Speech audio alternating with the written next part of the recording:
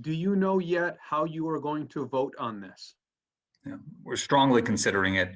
You know, this is not the type of issue where, as time goes on, you know, more detail sheds more light and maybe adds some complexity. You know, solely what occurred between noon and 4:17 when the president tweeted out a video saying, you know, well, go home, but we love you, you're special, to the folks who had just assaulted the Capitol, is to me disqualifying.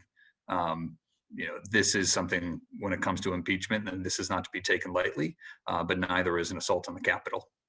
What do you need to work out then to decide how you're going to vote? Because you just said there's not really much new information you're going to be able to glean from any kind of a truncated trial. So what do you need to work out internally to decide how you're going to vote? No, when I say new information, the new information is just it's increasingly damning.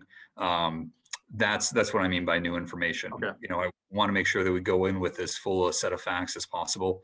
You know, my preference would be that we let criminal investigations, which I believe have already been opened in a number of areas, that we let those bear out.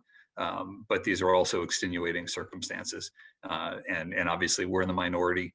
I'm a freshman member. It's not exactly our call to make, but we will listen to what is presented before us. If Wednesday still sticks to the time schedule that we're expecting, this is also the challenge right now, is it is rapidly evolving, and I'm sure we'll learn more about what the process that's intended. We've heard there are already conflicting arguments out there. There are many Republicans who are saying that this will only further divide the nation, including your colleague in West Michigan, Republican Bill Huizenga. Democrats are saying that divide the nation or no, there needs to be retribution for an attack on our capital.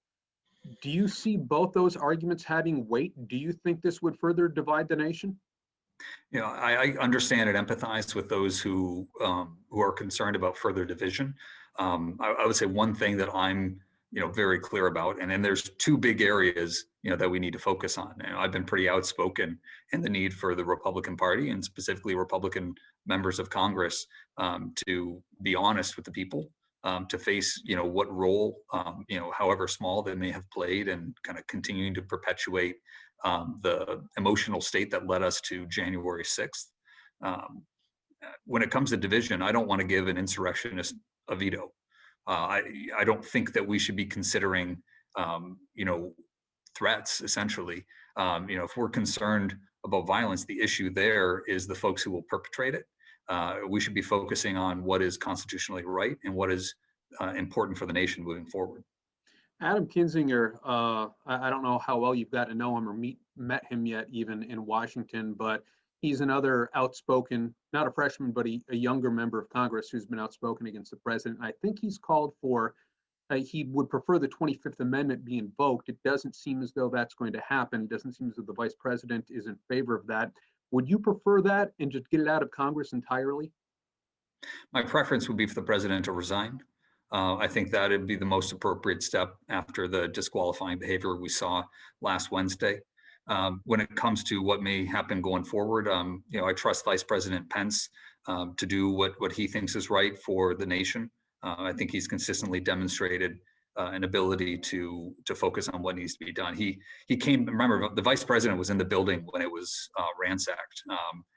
You know, the vice president came back in and delivered a moving speech on just the importance of finishing the job that we started and our constitutional responsibilities. So I have every confidence that if that is what the vice president thinks is most important for the nation, that, you know, that's something he will do. And if not, he will have good reasons for not having done so. Are you going to make your intention of how you're going to vote public before you go to the floor and cast that vote? I will. I mean, we're speaking right now.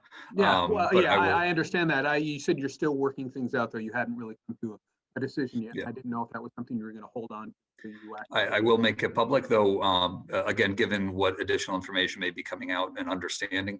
Like I said, this has been a very fast-moving process, which is one of my concerns with that process. But at the same time, you know, these are severe, grave matters, and so, you know, finding a reason to quibble on a procedural front, I think, is less relevant than focusing on what's best for the nation in this dark moment.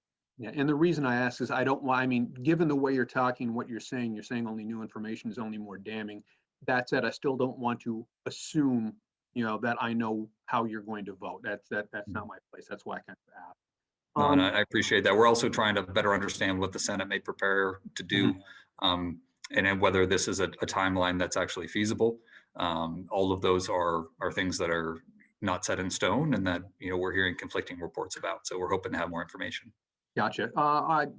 Off topic, slightly off topic. It has to do with the violence, but this safe room that you were in on Wednesday night when you faced a possible exposure, was that the room? There's been a viral video going around of several Republican members, Marjorie Taylor Greene one, who are repeatedly refusing to wear a mask. Is that the room that you were in? I was in that room for maybe half the time. There were some connected rooms as well that some of us were able to, kind of work our way into that were still, secured. Um, but yes, I was in that room. I was wearing a mask for, if not the entire time, the vast majority of that time, unless we were in kind of other, segregated offices that were attached, but not, directly in that large room. It was the Ways and Means Committee hearing room.